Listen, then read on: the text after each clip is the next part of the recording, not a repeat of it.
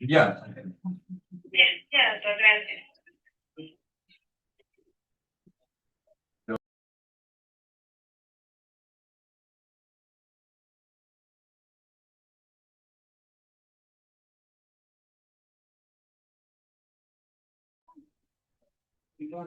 Listo, Axel, muy buenos días con todos. ¿Qué tal? Ya está. Listo, doctor, muchas gracias. Que tenga buena tarde.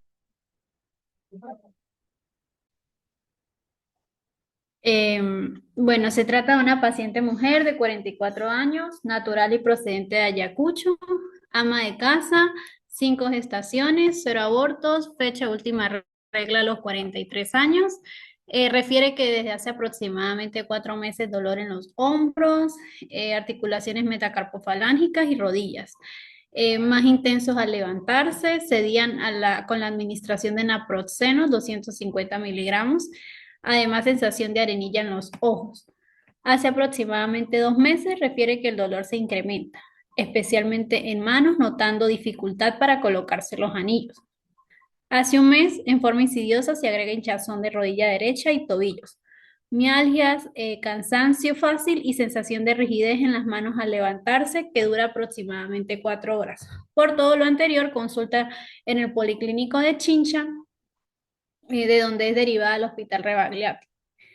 En sus funciones biológicas tenemos que se encuentra con el apetito disminuido, la sed aumentada, orina algo espumosa y deposiciones sin variación, ¿no? Normales. Al examen físico, la paciente ingresa con una presión arterial de 140/80 milímetros de mercurio, frecuencia respiratoria 16 respiraciones por minuto, peso de 60 kilos, talla 1,56 m, en regular estado general, escleromalacia, serostomía, seroftalmia, en los pulmones sucrépitos en ambas bases pulmonares, corazón y abdomen semiológicamente normales y presencia de nódulos blandos en codos de 0,5 por 0,5 y el cierre del puño era incompleto aproximadamente en un 50%. Bueno, en la tabla que vemos, de acuerdo a lo que ayer explicaban en el cursillo, vemos que en la articulación derecha, las metacarpofalángicas, dolor, tumefacción y limitación, ¿no? Dolor 2, es decir, que palpo y veo tumefacción. Digo, dolor 2, digo, que duele sin presión, o sea, nada más la toco y ya le dolía el examen físico. En la tumefacción, palpo y veo tumefacción. Y en la limitación es un 25% en la limitación disminuida. Así Ah, mm. Una pregunta. ¿Cuál es la diferencia entre el dolor 1 y el dolor 2? el dolor 1, doctora, es que a la presión es que va a doler cuando le haga presión. No, mentira, el dolor 1 no duele y el dolor 2 duele a la presión, digo, me estaba confundiendo. ¿Y el dolor 0, cómo es? ¿De 0? No duele. Entonces, ¿en qué quedamos? ¿Cómo es de 0, de El 1? 0 no duele. A ver, yo lo tenía en el... Ah, no, entonces no hay dolor 0. Pero aquí dice 0. Pero lo que dieron ayer en el cursillo era que 1 no duele, el dolor 2 era la presión y en el 3 era que la paciente no se deja examinar, o eso es lo que yo tenía anotado A del ver, cursillo. el D0, Ujú, D0, T0, L0 es todo normal. O sea, no hay ujú, dolor, no hay tumefacción y no hay limitación funcional. ¿Sí? ujú, Ese es 0. Como tú ves ahí en las imágenes, en las interfalángicas, todas las interfalángicas están en 0, las distales. ujú. Todas están en 0. Quiere decir que no hay dolor, no hay tumefacción y no hay limitación funcional. ¿Ok? Esto se llama, esa es una evaluación que se llama Ritchie. Cuando tú hablas de 1, ¿sí? Hay dolor. A partir del 1, el 2 y el 3. Entonces, A ver, ¿alguien más de tu grupo que me pueda aclarar cuál es la diferencia entre el uno y el 2? Sí. Chicos, por favor.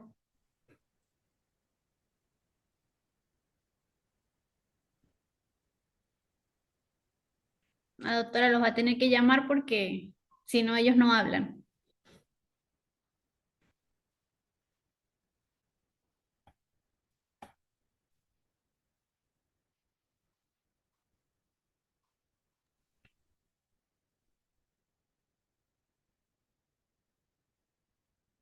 Alan, ¿está Alan?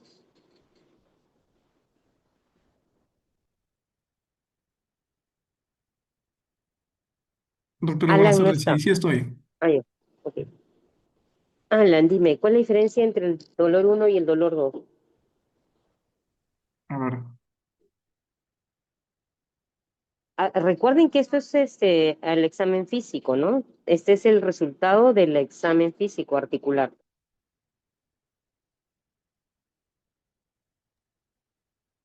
Esto es el recuento el, articular. el dolor uno, doctora, sería un dolor leve, o sea que el paciente siente dolor solo con la palpación, mientras que Perdón. el dolor uno, Ajá. Ya, tú le palpas y ¿qué pasa? el paciente siente dolor. Y obviamente Ya, no, sí, ya. Y el dolor 2. eh, sería obviamente dolor tanto en la palpación, pero también con el movimiento activo, Pero estamos examinando. ¿Cuál es la diferencia entre el uno y el 2 al examinar? de que en la uno sería palpación y en la segunda sería palpación y el movimiento en relación al dolor. No, ese es algo que tú estás improvisando. A ver, cuando nosotros evaluamos primero mm, la intensidad, estamos evaluando la intensidad del dolor a la palpación, sin movimiento. Entonces, cuando yo examino tu articulación, la palpo, no hay dolor, es cero. Si yo examino, ¿no? Y te pregunto, ¿te duele cuando te toco? Ese es dolor uno. La diferencia con el 2 es cuando yo te toco, pero además de que me dices, veo tu facies dolorosa. Esa es la diferencia entre el uno y el 2. El uno dice sí me duele, el 2 haces fascia dolorosa y el 3 es tan intenso que es severo que haces maniobra de defensa. O sea, retiras por ejemplo, la mano, ¿no? Entonces la diferencia entre el dolor uno es el dolor leve, el dolor 2 moderado y el dolor 3 es severo. Pero en el examen físico es así. ¿Ya? Ok, gracias. Podemos avanzar. Ya, doctora, pero entonces, en tumefacción, por ejemplo, en el que hay cero también, yo tengo, o sea, yo lo que tengo son los datos de que nos dieron a nosotros y, y también tengo que, por ejemplo, la tumefacción T1 habla de que hay aumento de la temperatura, o sea, palpo, pero no veo, ¿no? No veo esa quizás deformidad, esa tumefacción. En la 2 sí palpo y veo, y en la 3 ya está deforme la articulación. Entonces aquí la consulta sería que si el cero está normal, está bien lo que En le estoy T0 diciendo, es normal, ¿correcto? ahí no hay nada. O sea, es una articulación completamente normal. Otra manera de decir es, cuando tú palpas Ujú. la T1 no se ve, pero se palpa, ¿cierto? Pero lo vas Ya. a palpar por debajo de la interlínea articular. ¿Ya? Eso cuando ya tengan su práctica y van a decir, ¿cuál es la interlínea articular? Vas a palpar. Eso por ejemplo, para residentes de primer año, para alumnos es difícil porque necesitas mucha práctica para palpar eso, por ejemplo, en manos.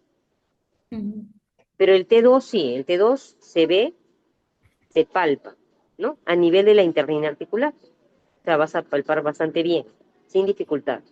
Y el T3 no es que deforma la articulación. Recuerden que la sinovia es un tejido proliferativo, ¿no? Blando. Entonces, pasa que hay tanta sinovia que ha sobrepasado la interlínea articular que les menciono. Entonces ya es muy fácil verla y ya casi no vas a poder palpar la interlínea articular. Esa es otra manera digamos, de evaluar, ¿no?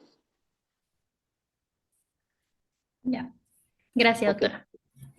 Y bueno, y con la limitación, nuevamente, pues ahí me tiene que corregir, porque tengo es lo que nos dieron en el cursillo y decía que la L1 significa que hay una limitación del 25%, L2 del 50% y L3 del 75%, ¿no? Y L4 pues ya no la mueve.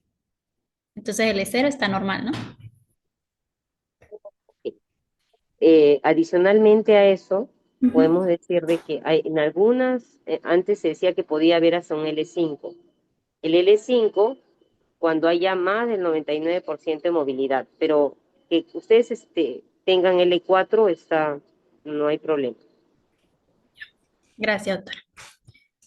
Continuamos entonces. Bueno, los exámenes auxiliares, la paciente tenía leucocitos en 8.500, neutrófilos 56%, linfocitos 36%, eosinófilos 2%, basófilos 2% y monocitos 4%. Tenía una hemoglobina en 10 y unas plaquetas en 500.000.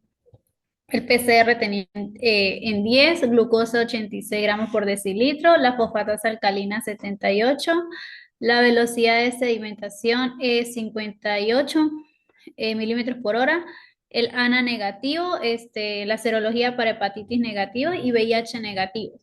En la radiografía tenía aumento de partes blandas en las articulaciones metacarpofalángicas e interfalángicas proximales. Tenía ausencias de las líneas de grasa en las muñecas, osteopenia periarticular y no tenía erosiones. Bueno, aquí ya tiene el- las preguntas, ¿no? del cuestionario. A continuación, mi compañera Catherine. Catherine, ¿estás? Ya, bueno, continuando con los síndromes y con sus respectivos signos y síntomas del paciente, pues el primer síndrome que encontramos es el síndrome reumatológico, el síndrome de artritis inflamatoria simétrica periférica. Y bueno, en cuanto a los síntomas, está relacionado con el dolor articular que está en los hombros, también en los metacarpos falángicas, las interfalángicas proximales, en las rodillas y en el tobillo. También dolor más intenso en la mañana, rigidez matinal prolongada, aproximadamente de 4 horas. También dificultad para colocarse a niños y incremento en lo que es el dolor de usar las manos y cansancio fácil, ¿no? En cuanto a los signos, pues encontramos lo que es la inflamación articular en las muñecas, en las rodillas, en los tobillos. También nódulos blandos en los codos, el puño incompleto en 50%, un aumento de partes blandas. Y bueno, también encontramos lo que es la osteopenia periarticular y lo que es la marcador inflamatorio alto y una inflamación. También pues vamos a ver lo que es el síndrome de Zika, que está relacionado con lo que es el ojo y la boca seca. Y bueno, en los síntomas pues tiene lo que es la arenilla en los ojos, también la sensación de boca seca y una sed aumentada, ¿no? En cuanto a los signos, pues tiene serostomía en el examen, también la que es la seroftalmia en el examen y no hay ANA pero el Sjögren puede ser un seronegativo en fases iniciales. También lo que vamos a ver es el síndrome sistémico constitucional, que está dado por lo que es el cansancio fácil, la astenia, el malestar general, lo que tenía la paciente. Bueno, también lo que es la pérdida de apetito y la sed aumentada, ¿no? Y también tuvo un estado general, pero estable. Lo que también podemos tener es el síndrome periarticular, el síndrome de la rigidez matutina. Sí. En cuanto al síndrome periarticular, pues tenemos lo que son los signos de la osteopenia periarticular, también que no tiene erosiones y una buena etapa temprana, ¿no? Eh, ya. También lo que tenemos en cuanto al síndrome de rigidez matutina, tenemos una rigidez intensa al despertar, también la incapacidad inicial para cerrar la mano movilidad en cuanto a reducir las manos en la muñeca y también lo que es la recuperación progresiva al movilizar. Y bueno, también lo que es el síndrome de sinovitis, que es la hinchazón, lo que tiene en la rodilla derecha y en los tobillos, también dolor al movimiento o el apoyo. Y bueno, también lo que tenemos es la tumefacción articular, el calor leve y también una limitación funcional y una sensibilidad a la palpación, ¿no? Eh, bueno, continuando. Ya. Ahora, en cuanto al plan de trabajo reumatológico, bueno, lo que primero se tendría que ver también es una confirmación diagnóstica y para ello también se tendría que ver lo que es el laboratorio, ¿no? En cuanto a laboratorio, por ejemplo, lo que podemos pedir es el factor reumatoide. El factor reumatoide que puede estar negativo en 30%, que va a ayudar a, a clasificar la artritis reumatoide, también lo que es el anti-CCP, esto es muy específico para la artritis en alto valor pronóstico, también lo que es el anti-RO y el anti-LA, que va a ayudar a sospechar si la paciente pues tiene el Sjögren, y también secundario que puede ser al síndrome del Zika, como ya se mencionó, el TSH y el T4 también, que esto va a ayudar a poder descartar un hipotiroidismo como un imitador de esta, ¿no? Lo que también se puede pedir es lo que es el laboratorio general, como el hemograma completo, el perfil hepático y renal, eh, la glicemia de perfil lipídico y también lo que es la orina completa. En cuanto a ello, ¿por qué? Porque en cuanto al hemograma, por ejemplo, no va a poder haber el control de la anemia y también la inflamación crónica, el perfil hepático y renal para que así se pueda decidir si se va a hacer una terapia, un tratamiento con lo que es el metotrexato. Y bueno, en cuanto a la glicemia y el perfil lipídico, esto va a ser para que podamos tener una seguridad en cuanto a los trans y bueno, y una orina completa para ver si la paciente tiene una proteinuria por una enfermedad sistémica, ¿no? En cuanto a los estudios de imagen, pues una radiografía de manos y muñecas de manera comparativa para poder ver si hay erosiones iniciales. También en cuanto a la ecografía musculoesquelética. En cuanto a la ecografía musculoesquelética, va a poder detectar si hay una sinusitis y power Doppler activo y también una radiografía de pies, lo que va a poder a ver si hay una artritis reumatoide que puede ser inicial en las articulaciones.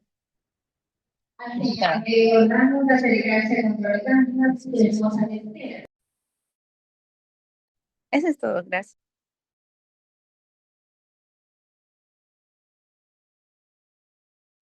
Bueno, pasando al diagnóstico y los diagnósticos diferenciales, el primer diagnóstico en base a los laboratorios y bueno, los signos y síntomas de la paciente, nos orientaría hacia una artritis reumatoide por, bueno, las poliartritis simétrica que presenta la paciente, también la rigidez matinal, ¿no? Que mencionó, también en base a los laboratorios se mencionó que tiene un BCG elevado de unos 58 milímetros por hora, si no me equivoco. El PCR también estaba elevado, lo que indica que hay un compromiso inflamatorio, ¿no? Y también hay osteopenia y aumento de partes blandas en la radiografía, ¿no? Que se realizó. En base a los diagnósticos diferenciales, aquí, bueno, yo puse el síndrome de Sjögren, porque, bueno, se mencionó que la paciente tenía xerostomía y xeroftalmía, ¿no? O sea, sequedad en ojos y sequedad en boca. Y también, bueno, se mencionó que tenía una sensación de arenilla en los ojos, ¿no? ¿Qué más? Y bueno, también escogí porque el BCG en este síndrome se encuentra elevado, ¿no? Al igual que en la artritis reumatoide. Eh, es predominante en las mujeres, sobre todo en esa edad, ¿no? De 40 a 60. Y bueno, también se mencionó que la paciente presenta subcrepitantes, ¿no? Es una característica también del síndrome de Sjögren. Con respecto al otro, que es polimialgia reumática. Aquí, bueno, también con respecto a la epidemiología, estaría dentro del rango la paciente, no más de 40 años. El BCG también en esta enfermedad se encuentra elevado, ¿no? Hay rigidez matinal, ¿no? Matutina. También presentan mialgias, ¿no? Y sobre todo el dolor en hombros, ¿no? Que es más común en esta enfermedad. Y bueno, por último, la artritis viral, que bueno, como también se mencionó, la poliartritis simétrica, ¿no? Por parte de la paciente, que va a estar afectada también el BCG y el PCR, ¿no? Ambos se encuentran elevados. La rigidez, ya mencioné. El, ¿Qué más? Ah, y bueno, la epidemiología, ¿no? También estaría dentro de la población, ¿no? Que afectan mayormente. Y pues, mm, creo que no. Al siguiente, por favor.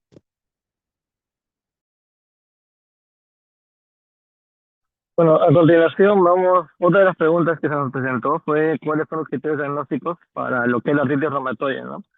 Pasa al siguiente, por favor. Bueno, para empezar, la población objetivo a la que le haremos este test es principalmente a los que tienen al menos una articulación con una sinovitis clínica definida. Y que a su Discúlpeme, vez, doctor. esta sinovitis, disculpe, Sí, por si acaso, no se habla de criterios diagnósticos, ¿ya? En todas las enfermedades autoinmunes se llaman criterios de clasificación de artritis ujú, reumatoide o de lupus, no es criterio diagnóstico, ¿sí? está bien, Clasificación, porque muchas de nuestras enfermedades en el tiempo pueden sobreponerse unas a otras. está bien, doctora. Entonces, para empezar, los criterios de clasificación, ¿no? Son estos prácticamente, los que vemos en las tablas, en el cual se tiene que tener una puntuación de igual o superior a 6 en el sistema de puntuación, que básicamente son los criterios de clasificación para el artritis reumatoide de lo que es el Colegio Americano de Reumatología y la Liga Europea contra el Reumatismo, por ahí en el 2010. Entonces, vemos justamente el primer recuadro, que es básicamente la afectación articular. Y con esto se refiere básicamente a cualquier articulación que esté, bueno, hinchada o sensible durante el examen y que a su vez pueda confirmarse mediante imágenes. Para este apartado se van a excluir ciertas articulaciones, como lo pueden ser las articulaciones interfalángicas distales, las primeras articulaciones carpometacarpianas y las primeras articulaciones metatarsofalángicas. Con eso podemos apreciar de que el paciente tenga una articulación grande, en este caso afectada, no va a dar con un puntaje de 0. Por otro lado, que tenga 2 a 10 articulaciones grandes afectadas, un puntaje de 1. Cuando hablamos de articulaciones grandes, vamos a englobar lo que es los hombros, los codos, las caderas, las rodillas y los tobillos, ¿no? Ya nuestro paciente se dio que estaban afectadas algunas articulaciones grandes. Ahora bien, en este caso, cuando tenemos una a 3 articulaciones pequeñas, ¿no? Ya sea, si sin importar si está afectado, mejor dicho, las articulaciones grandes, tenemos básicamente un puntaje de 2. Y por otro lado, si se tiene 4 a 10 articulaciones pequeñas afectadas, sin importar si hay articulaciones grandes afectadas, tiene un puntaje de 3. Ahora, en este caso,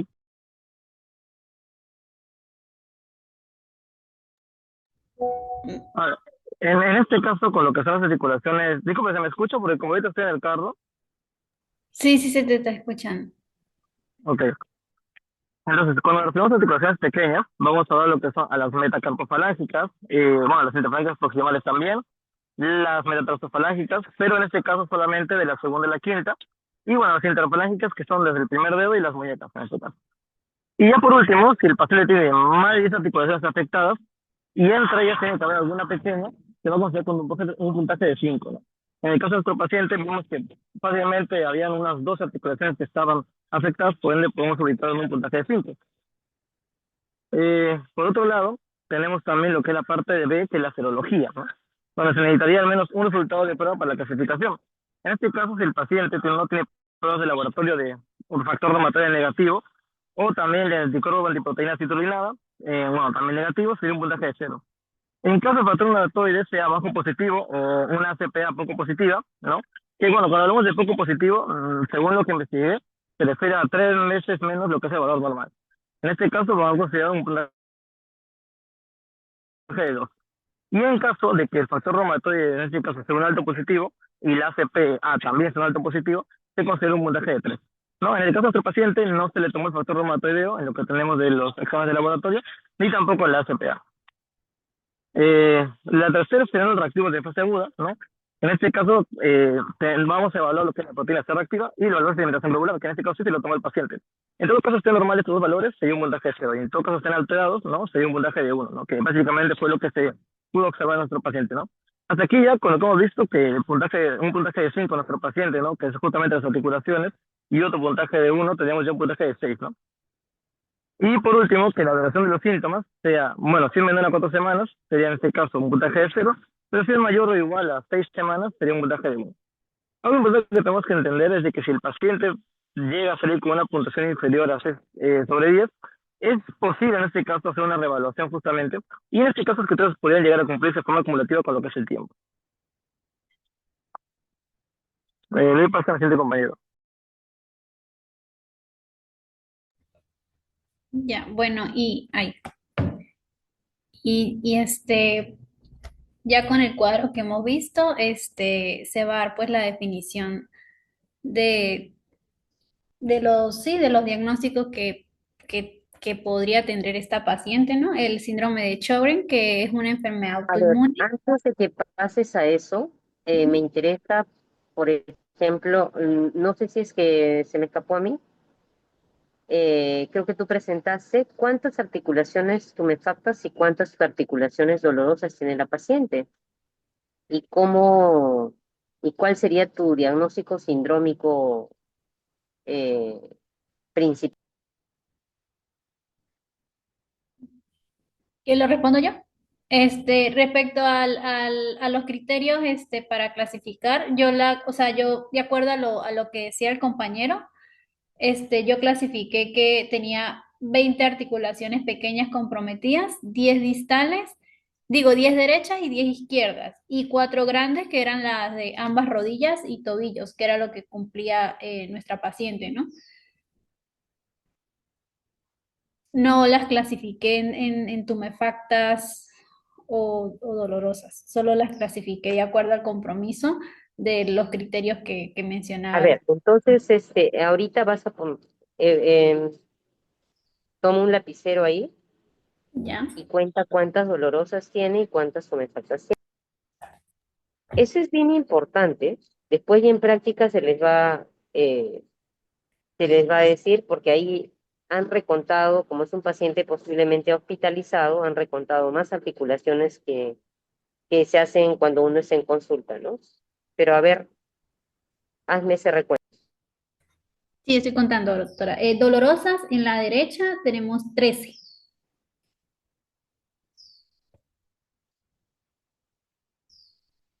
Y 11 izquierda, dolorosas.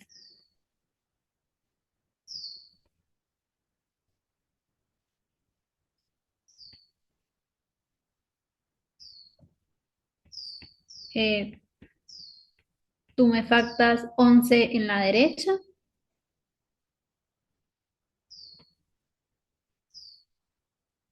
Y 9 izquierda.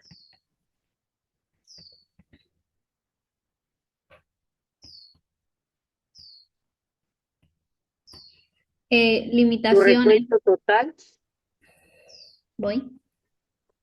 el recuento total sería, Voy, doctora. Estoy sumando. ya, el recuento total serían dolorosas 24 y tumefactas tienes 20, ¿no? Ujú. ¿Qué te parece? Está alto. Porque los criterios mencionan de que mayor a 10 articulaciones, ya son 5 la puntuación.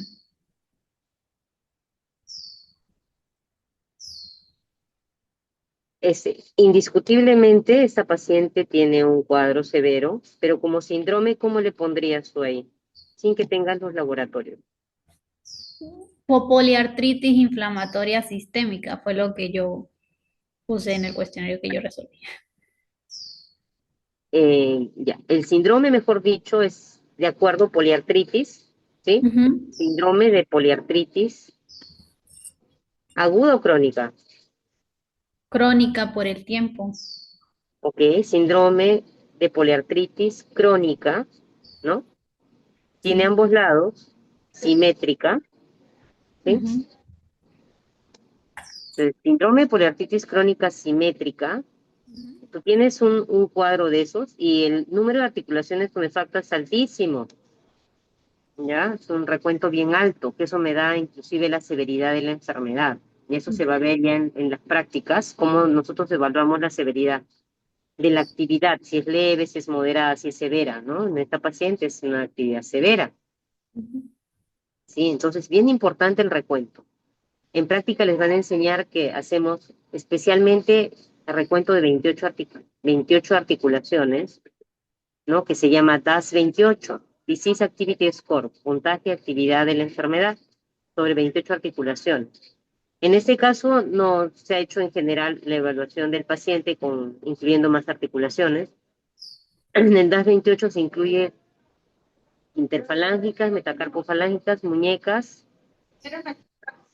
Incluimos los codos, los hombros y las rodillas, ¿ya? Para hacer la evaluación. Entonces, y con eso podemos sacar el grado de actividad que tiene, ¿no? Entonces, esto clínicamente es un cuadro de artritis reumatoide. Ahora, no sé si después van a hablar de los otros criterios antiguos, y clínicamente, sin exámenes de laboratorio, también podemos dar con clasificar como una artritis reumatoide. Muy bien, continúo. Bueno, y como decíamos, bueno, el diagnóstico que usted dice hasta ahí era el síndrome de poliartritis crónica sistémica, eh, pero bueno, y ahora vamos a hablar del síndrome de Sjögren, ¿no? Simétrica, porque es Simétrica, simétrica, derecha, izquierda, ¿ya? no Sí. sistémica, simétrica. Bueno, Sjögren es una enfermedad autoinmune que se va a caracterizar por una epitelitis crónica, ¿no? Esto se va a producir por una infiltración de los linfocitos a las glándulas exocrinas, específicamente, particularmente, o tiene tendencia por lo que son las glándulas salivales y lagrimales, y es lo que va a causar la sintomatología, ¿no? El síndrome de Zika, que es lo que conocemos como la serostalmia y serostomía. También pueden haber otras manifestaciones comunes como el dolor, la fatiga o diversas manifestaciones sistémicas. La literatura menciona que incluso puede desarrollar un linfoma no Hodgkin.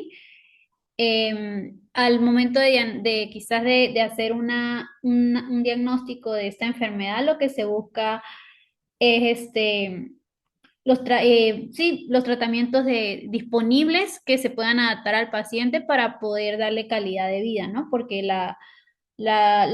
como digo, la literatura menciona que esta enfermedad, pues lo que tiende es a deteriorar el compromiso o la calidad de vida del paciente por todo lo que produce, ¿no? Si vemos el cuadrito aquí, este, dice primario, pero cuando analizamos, porque la fisiopatología, pero Sjögren puede ser primario o secundario. El de ella, cuando revisé los criterios para clasificarlo, puede mencionaba que si al remitir la enfermedad de la artritis reumatoide y mejoraba, era secundario, ¿no? A la artritis de la paciente. Entonces, en la fisiopatología de Sjögren vamos a tener que haber una activación de las vías de interferón, producto de esta infiltración linfocítica en las glándulas que me va a desarrollar pues la hiperactividad de las células B, ¿no? Forman anticuerpos, se activan los linfocitos T y los linfocitos B de manera anómala y me produce una cascada o una liberación de citocina que me va a dar toda la manifestación clínica, ¿no? Artralgias, vasculitis, a nivel renal me puede dar acidosis tubular, también a nivel hematológico me puede dar anemia, y si vemos, pues la paciente venía con un cuadro de anemia también, ¿no? Puede dar neuropatías periféricas, sensoriales o mixtas, y también puede dar neumonitis intersticiales o bronquiolitis. Y si vemos en el relato, recordemos que la paciente sí tenía un patrón intersticial en la radiografía, ¿no? Bueno, y para finalizar, pues la fisiopatología de la enfermedad de base, que es la artritis reumatoide. Bueno, la artritis reumatoide es una enfermedad autoinmune que se caracteriza por la inflamación crónica del tejido sinovial, pero es erosiva, ¿no? Va a dañar las superficies articulares de manera progresiva y me va a producir las manifestaciones clínicas que ya hemos venido mencionando. La fisiopatología pues involucra tres ejes principales. En la parte genética hay una predisposición por los alelos HLA-DRB1, que son las que me van a aumentar la presentación de autoantígenos citrulinados.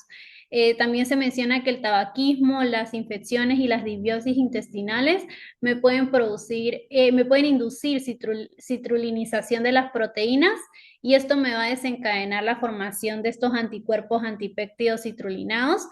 Se menciona que aquí se va a activar el sistema inmune a medida de que se liberan o sí, de que se forman estos autoanticuerpos. Y se van a ir acumulando porque aparecen incluso 10 años antes de que la enfermedad empiece a darnos una clínica. Esta acumulación me lleva a la activación de los macrófagos, complementos y osteoclastos, que a su vez me van a activar factores reumatoideos que me van a potenciar la formación de inmunocomplejos. Entonces aquí tenemos las la presentación de los T-helper y de las interleuquinas que son como claves en la clínica del paciente, ¿no?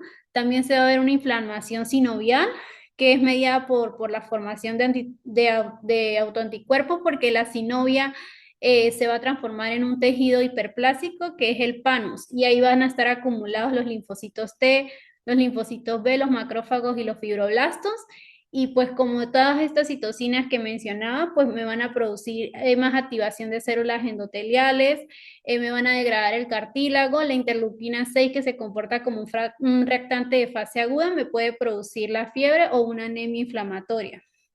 Y en el cartílago tenemos que la acción de las metaloproteinasas me van a degradar el colágeno, producirme apoptosis de los condrocitos. Y en el hueso, el RAN, que es el receptor de la actividad del osteoclasto, me va a producir fibroblastos sinoviales y T-helper 17, que son los que se encargan de producir la interleuquina 17, que van a aumentar la destrucción articular. Y por eso tenemos todo el cuadro en la paciente.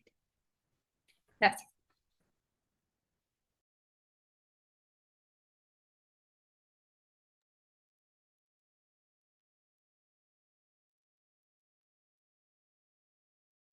Ok, ¿tienen alguna pregunta, alguna duda?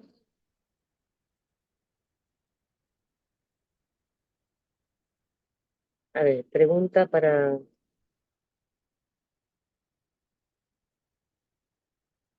Daniela. Sí, doctora, buenas tardes. Buenas tardes.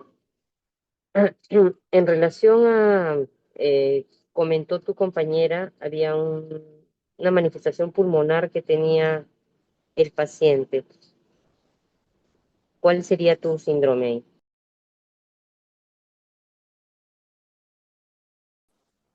Mi compañero mencionó que la paciente tenía una manifestación tipo intersticial. Podría ser una enfermedad pulmonar intersticial, una EPI. Pero en la clínica, ¿qué es lo que cuando tú pones síndromes, signos y síntomas de lo que tienes, qué rescatarías para que hagas tu síndrome? Le pides un diagnóstico, ¿no?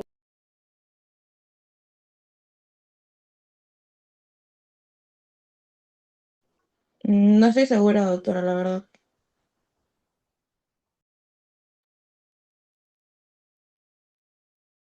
Alguien que pueda, a ver, Figueroa, Doctora, yo soy la que expuse. perdón. Yo soy la que expuse. Ah, Belkis, ¿no? Sí, señora. Eliana,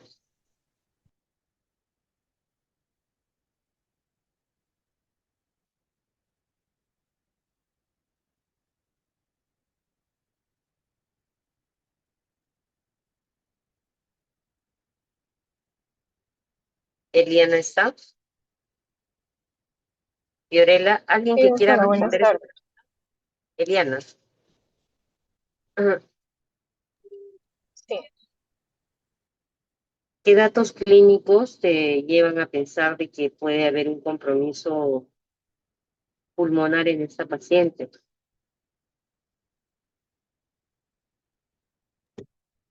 Eh, bueno, lo que mencionaron, compañeros doctora, pero como dato como tal no le comprendo qué es lo que está preguntando. A ver, todos han leído el cuestionario, ¿cierto? Porque se supone que todos tienen que venir leyendo y solo uno es el grupo es el que se encarga de hacer la exposición, pero todos deben haber leído el cuestionario.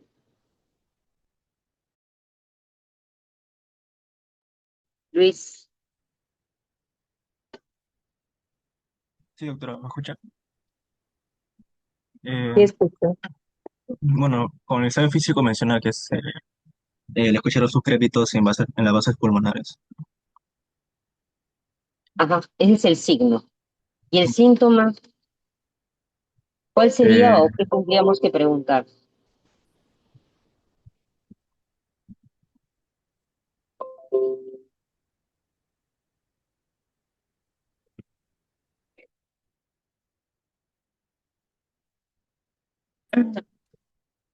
La paciente refirió cansancio si fácil. presenta disnea, Ya, aunque, ok. aunque no refiere, pero Solo para que ustedes, cuando ustedes tengan un paciente y hagan un examen físico y encuentren datos de eso, a veces se puede pasar. Por eso, cuando ustedes hagan su historia clínica, es muy importante la ampliación por aparatos y sistemas, en la que nosotros vamos a abordar todos los sistemas, ¿no?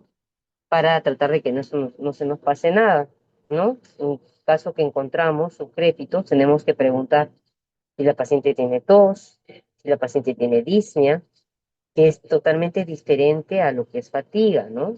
Fatiga es cansancio, que se puede deber a un síndrome anémico, qué sé yo. Pero otra cosa es disnea. Disnea es que tengo que parar porque si no, no puedo seguir respirando. Entonces son cosas diferentes que tenemos que ir aprendiendo y eso es con la anamnesis. Importante, hay que hacer buenas anamnesis, ¿ya? Eh, eh, les, les dejo de tarea para que repasen y eso lo vamos a ir viendo en las prácticas con los grupos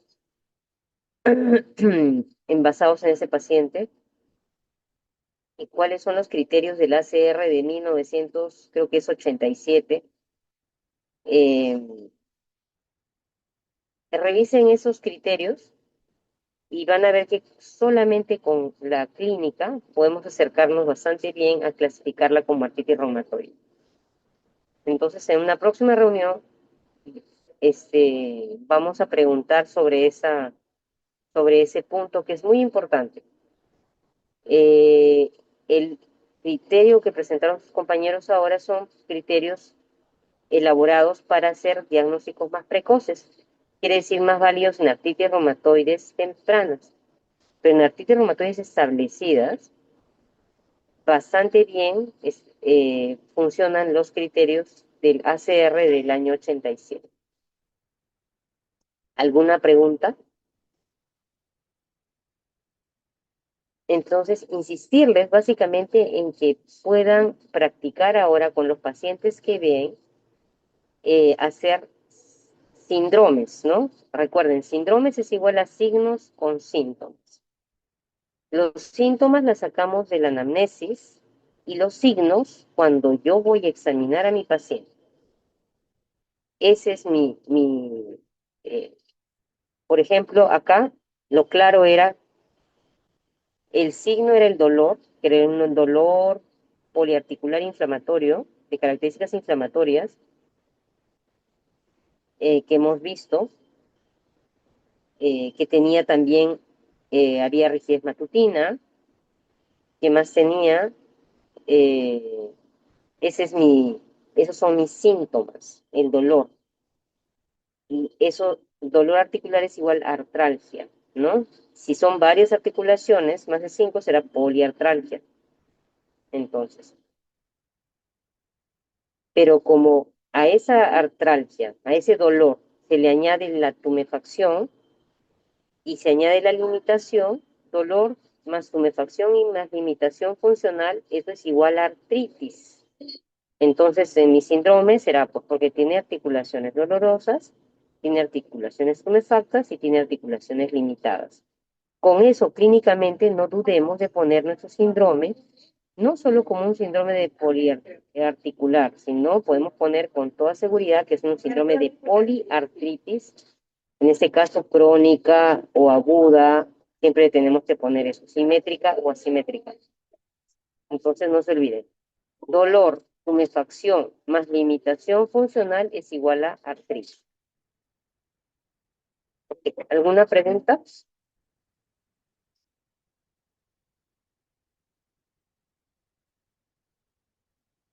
Ok, si no hay más preguntas, tenemos, estamos terminando la práctica, ¿ya? Estamos terminando este taller. El taller 2 va a ser con el doctor Ciesa el día jueves. ¿Qué es la continuidad de esto? En las prácticas traten de ver pacientes con artritis reumatoide y examinar, saquen lo bueno de sus prácticas para que ustedes puedan palpar la tumefacción. A ver si es que pueden palpar la tumefacción 2 y la tumefacción 3. Conmigo es todo. Buenas tardes. No está, doctor, muchas gracias. Gracias. Doctora, disculpe. Dígame. Doctora, ¿qué tal? Doctora, nosotros nos toca nos toca la próxima semana rotar con los especialistas, con usted. Entonces vi que el seminario de LES, de lupus eritematoso sistémico, es con el día martes 2 y el jueves 4 de diciembre. Ese es el único taller que nos tocaría, ¿verdad? Les O... correspondería hacer el taller, claro, al siguiente grupo. Ajá. Ok, doctora, gracias. Por semana se van dividiendo. Lo que tienen que asegurarse es que todos tengan un taller, ¿sí? O sea, Sí, todos hayan participado en el taller. Y sí le voy a pedir al delegado que me mande los participantes de este taller, ¿sí? Yo ya. aparte, bueno, no sé si es que he tomado la lista de los que han estado, no sé si han estado todos, pero yo voy a considerar esa mi lista en el momento que hemos empezado el taller, ¿ya? Listo, doctora, muchas gracias. Ok, gracias, hasta luego. Muchas gracias.